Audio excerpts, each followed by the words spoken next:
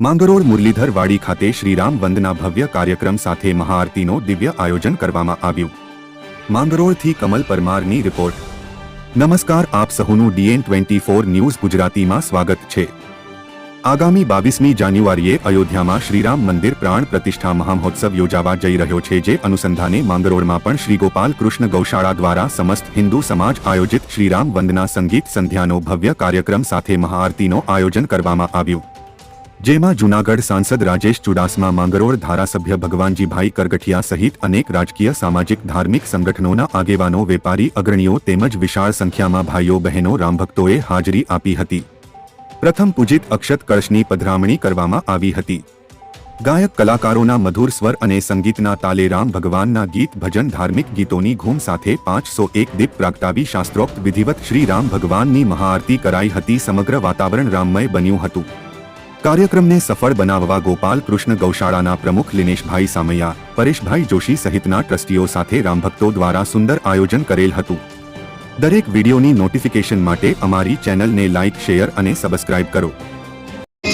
રામની કૃપા છે તમારી પાસે કે તમારા ઈષ્ટદેવની કૃપા છે તમારી પડા રે